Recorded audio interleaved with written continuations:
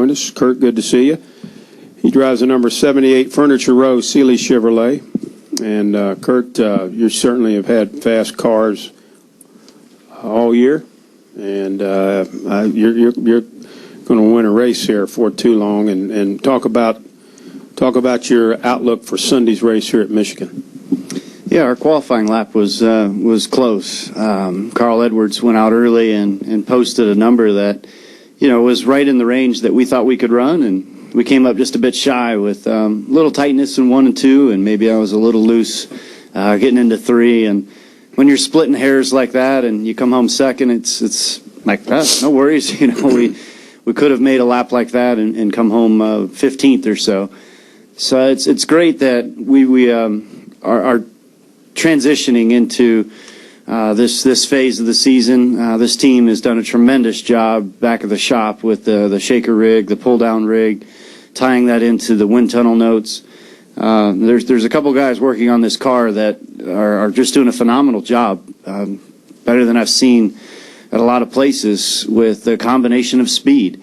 And it's cool because in our team debriefs afterwards, we can honestly all look at each other and not have to sweep any information under the rug. We can all understand what led to what and why we didn't deliver a better performance.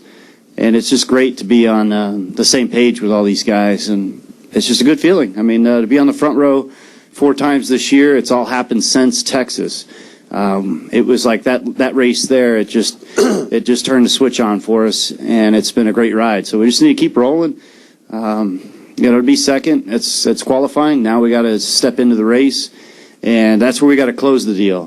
We haven't been as strong as we've needed to be in the last section of the race, like after the last pit stop or with 2 pit stops to go. That's where we have to find a little bit more improvement.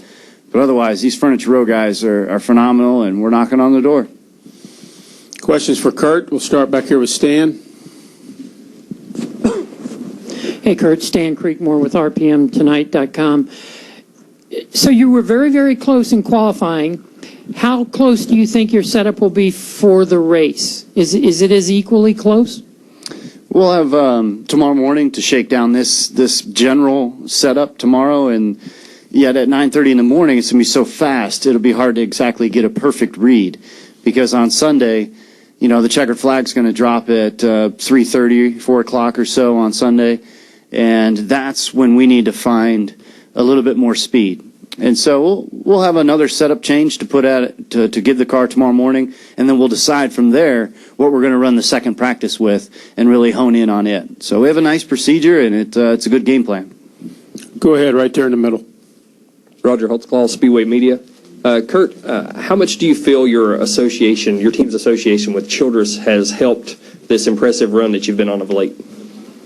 Well, it's vital to be teamed up with a big program to know that they're working behind the scenes on all the speed that they're trying to find, and then it bleeds over with the things that we have found and have distributed to Richard Childress Racing. So you always hope there's that nice two-way street, and everybody at Childress has been rooting us on, and we're there trying to push them. And there's new things that we're bringing to the racetrack, and each of the teams are working on little things.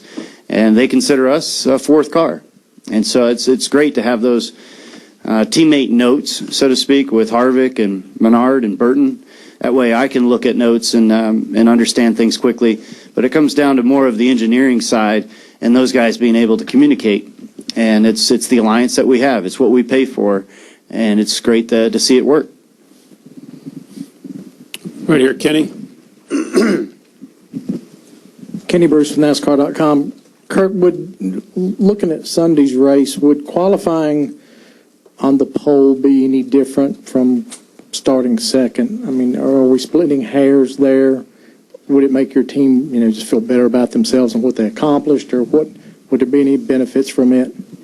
Well, there's always the feather in the cap and the morale boost that it gives you. And when the road guys are done with their job and they turn it over to the pit crew guys, those are the guys that we need a little bit more from right now. And if we could have been in that first pit box, that would have helped with our overall pit road speed time.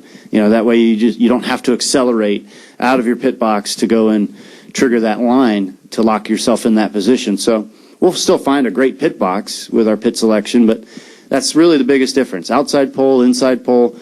Carl, he'll choose outside or inside. We won't know until the warm-up laps on what lane we're going to be in. So